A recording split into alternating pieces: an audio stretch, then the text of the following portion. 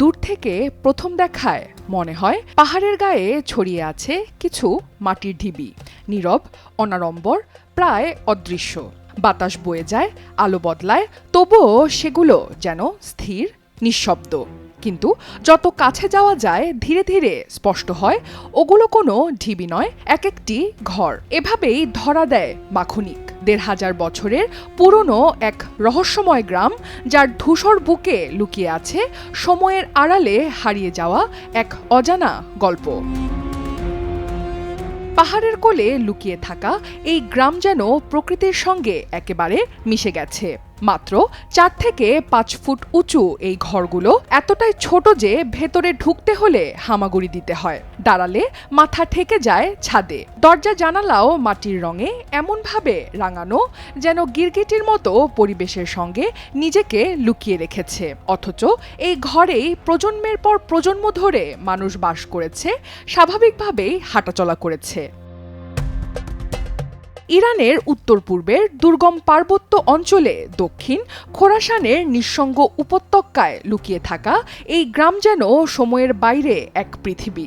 দিনে প্রচণ্ড রোদ, রাতে হাড় কাঁপানো ঠান্ডা, শীত এলে পুরো এলাকা ঢেকে যায় ৫ ফুট বরফে। আর গ্রীষ্মের শুরুতেই সেই বরফ গলে সামান্য জল এনে দেয়, যা আবার দ্রুত শুকিয়ে যায়।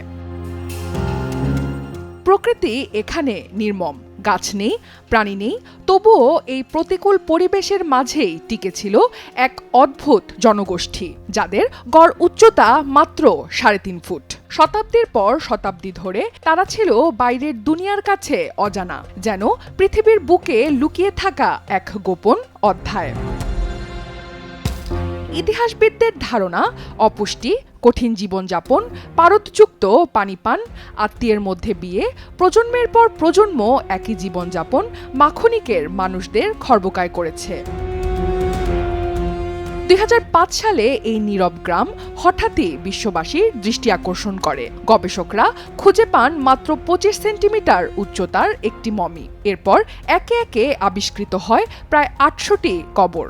কঙ্কালগুলো যেন সাক্ষ্য দেয় এই মানুষগুলো সত্যিই বামন আকৃতির ছিল।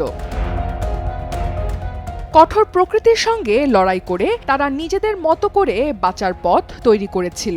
বন্ধা জমিতে ফসল ফলানো, বরফ গলা জল সংরক্ষণ করা, প্রতিটি কাজই ছিল সংগ্রামের আরেক নাম। তাদের জীবনযাত্রাও ছিল একেবারেই আলাদা। ৫০ বছর আগেও চা পান করা, ধূমপান বা টেলিভিশন দেখা এসব ছিল নিষিদ্ধ, এমনকি শাস্তিযোগ্য অপরাধ।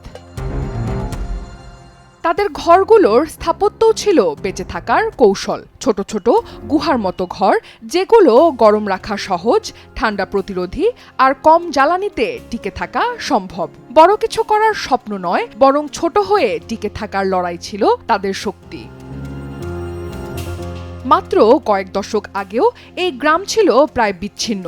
১৯৪৬ সালে বাইরের পৃথিবী প্রথমের খোঁজ পায়। এরপর ধীরে ধীরে রাস্তা তৈরি হয়, যোগাযোগ বাড়ে, বদলাতে থাকে জীবন। নতুন ইটের ঘর তৈরি হয়, শিশুরা আগের চেয়ে লম্বা হতে শুরু করে, তরুণরা শহরে কাজ খুঁজতে যায়, নারীরা গালিচা বোনার কাজে যুক্ত হয়।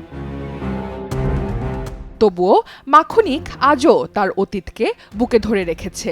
পাহাড়ের ঢালে ছড়িয়ে থাকা সেই ছোট ছোট ঘর, নীরব কবরস্থান, সবই যেন এক প্রাচীন রহস্যের গল্প বলে। পাহাড়ের মাঝে লুকোনো এই গ্রাম মনে করিয়ে দেয় মানব সভ্যতার গল্প কখনো সহজ নয়।